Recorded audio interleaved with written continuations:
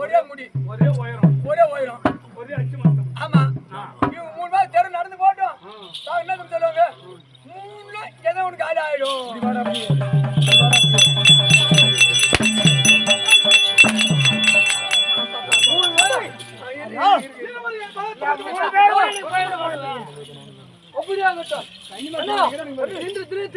இருவரையும் ஒரு முறை கட்டளை